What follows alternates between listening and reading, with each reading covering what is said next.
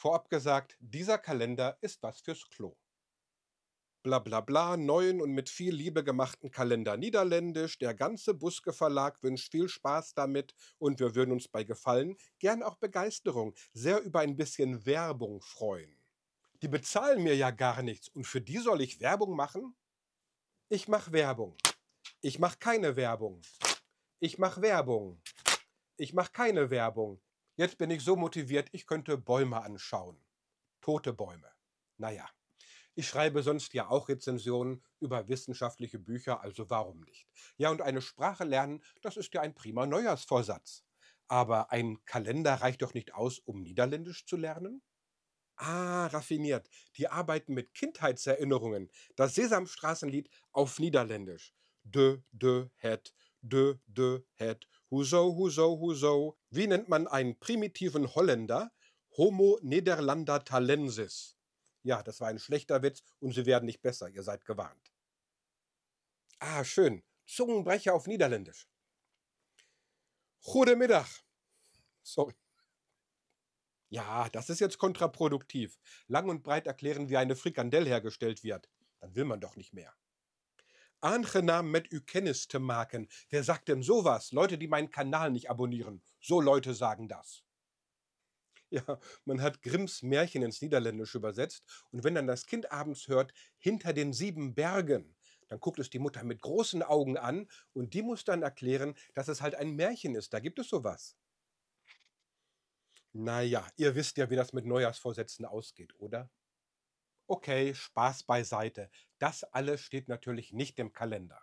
Ja, die haben mir jetzt dieses Ding geschickt. Ihr wollt wissen, ob er was taugt. Ich habe ja einen Bildungsauftrag hier und die Autorin, die hat auch das Recht, ernst genommen zu werden. Judith Lorch, die hat ordentlich Niederländisch studiert und so und unterrichtet die Sprache auch. Sagen wir so, der Kalender ist was fürs Klo. Und das ist nicht inhaltlich gemeint, aber die Niederländer hängen ihre Kalender nun mal gerne auf der Toilette auf. Dann sieht man den noch garantiert jeden Tag. Und das lohnt sich auch. Der Kalender ist wirklich professionell und interessant gemacht. Inhaltlich geht es um Sprache und Kultur in den Niederlanden, aber auch Belgien. Geschichte und Reisetipps sind auch dabei. Und na klar, am Königstag im April wird der Königstag erklärt und so. Man findet Zungenbrecher und Sprachspiele, Grammatik und vieles mehr. Im Internet gibt es auch Hörbeispiele. Normalerweise ist die Vorderseite des Blattes auf Niederländisch und die Rückseite auf Deutsch, auch mit Lösungen. Manche Seiten sind ein Quiz. Wer von diesen war kein Ministerpräsident? Nun gut, reine Wissensfragen sind leicht fragwürdig, aber nett, wenn man sich mit den Niederlanden schon etwas auskennt. Aber die wollen das Teil natürlich an möglichst viele Leute verticken. Und darum behaupten die im Vorwort, dass es sich auch an Anfänger richtet. Und da bin ich doch skeptisch. Ein paar Grundkenntnisse sollte man schon haben, sonst wird das Verstehen der Texte ziemlich knifflig.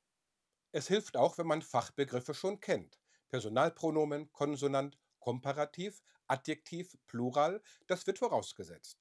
Eventuell versteht man es über den Kontext. Und auch dann ist der Kalender ganz schön anspruchsvoll. Lückentexte, Multiple-Choice-Fragen, dazu setzt man sich am besten in Ruhe irgendwo hin. Nicht auf dem Klo, sondern am Tisch. Und dann arbeitet man das durch, manchmal 5 Minuten oder länger. Prima, dann hat man noch was davon. Am besten ist es, wenn man die Kalenderblätter nicht wegwirft, sondern aufbewahrt.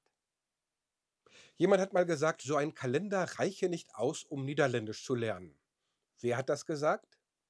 Richtig, Sicko van Dijk vor ein paar Minuten. Das Ding ersetzt also keinen Sprachkurs. Aber das Gute ist, so ein Kalender erinnert dich jeden Tag an die Sprache. Man darf halt nicht erwarten, dass man am 31. Dezember niederländische Serien ohne Untertitel gucken könnte. Also, das alles macht dieser Kalender konkurrenzlos gut. Das kann ich mit gutem Gewissen behaupten, ohne dass ich einen anderen Niederländisch-Kalender gesehen hätte. Denn anscheinend bietet kein anderer Verlag sowas an.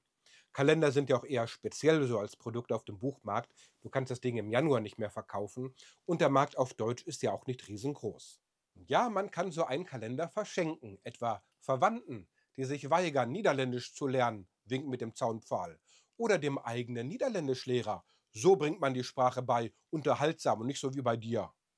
Ich hoffe, dass ihr jetzt einen besseren Eindruck davon habt, was dieser Kalender leistet. Hier ist noch ein Video von mir, da könnt ihr mal testen, wie viel Niederländisch ihr schon versteht. Danke fürs Zuschauen, vergesst Abo und Like nicht. Mach ich nicht. Mach ich nicht, mach ich nicht, mach ich.